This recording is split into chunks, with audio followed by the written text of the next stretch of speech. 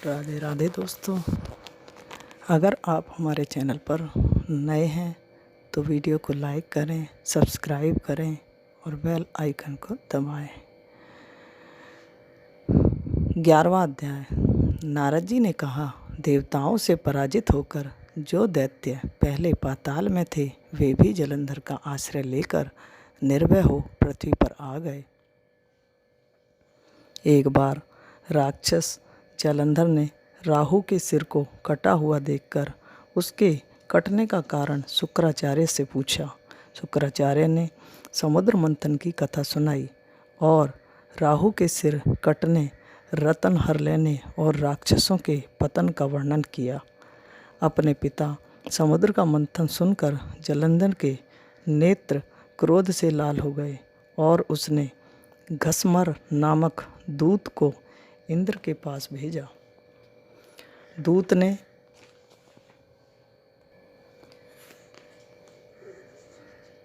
ने जाकर सुधर्मा नामक सभा में प्रवेश किया। घसमर ने इंद्र से अद्भुत वाक्य कहे। घसमर ने इंद्र से कहा, समुद्र के पुत्र जलंधर सब दैत्यों के राजा हैं। उन्होंने मुझे अपना दूत बनाकर भेजा है। उन्होंने कहा है, आपने मेरे पिता सागर का मंथन क्यों किया? साथ ही उस मंथन के द्वारा जो रत्न आपने समुद्र से निकाले हैं उन्हें शीघ्र ही मुझे दे दीजिए।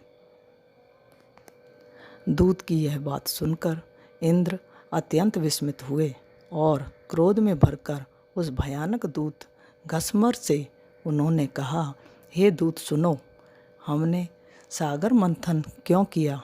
समुद्र को मथने का कारण यह था कि उसने उन पर्वतों को अपनी बगल में छिपा लिया था जो मुझसे डरते थे।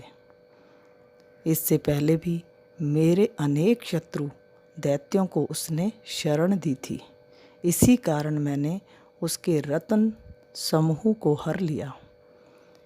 यह उत्तर देकर इंद्र ने उस दूत को वापस भेजा और वह दूत पृथ्वी पर आया।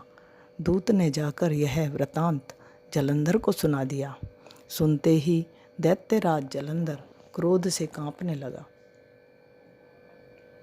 और देवताओं को जीतने की तैयारी करने लगा।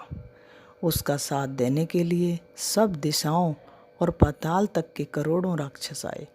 शुंभ और निशुंभ आदि करोड़ों सेना नायक जलंधर के साथ देने आए। जलंधर ने स्वर्ग में जाकर नंदनवन में अपना डेरा डाला और इंद्र की अमरावती को चारों ओर से घेर लिया। दैत्यों की बहुत बड़ी सेना को देखकर देवता भी युद्ध के लिए तैयार हो गए।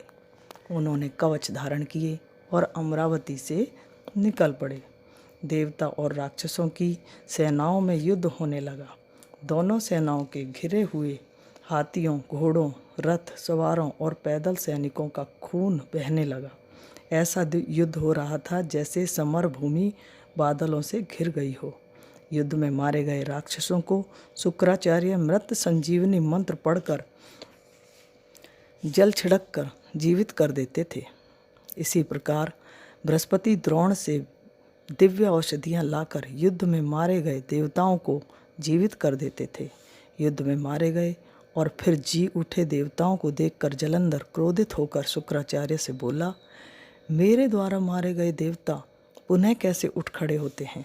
सभी को पता है कि आपकी संजीवनी विद्या आपके अतिरिक्त कहीं नहीं है। शुक्राचार्य ने कहा, बृहस्पति द्रोणगिरि पर्वत से दिव्य औषधियाँ लाकर देवताओं को जीवित कर देते हैं, अतः तुम द्रोण पर्वत का हरण कर लो। शुक्राचार्य के ऐसा कहने पर जलंधर दैत्य ने द्रोण पर्वत का हरण कर शीघ्र ही समुद्र में फेंक दिया और युद्ध भूमि में लौट आया।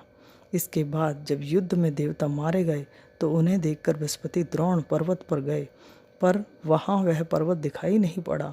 जब उन्हें ज्ञात हुआ कि जलंधर ने द्रोण पर्वत का हरण कर लिया है तो बृहस्पति भय से व्याकुल हो गए और वे देवताओं से बोले, भागो, यह दैत्य भगवान रुद्र के अंश से पैदा हुआ है, अतः इसे पराजित नहीं किया जा सकता।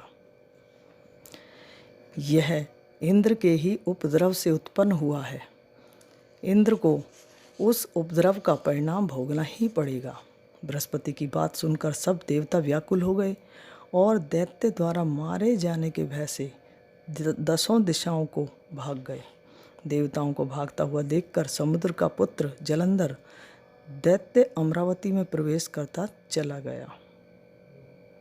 जब दैत्य ने अमरावती में प्रवेश कर लिया तो उसने देवताओं को बहुत सताया। तब इंद्र आदि देवता सुमेरु पर्वत की गुफा में जाकर रहने लगे। इसके बाद जब दैत्य ने इंद्रादिक देवताओं के सब अधिकार शुंभ आदि दैत्यों को अलग अलग सौंप दिए। राधे राधे।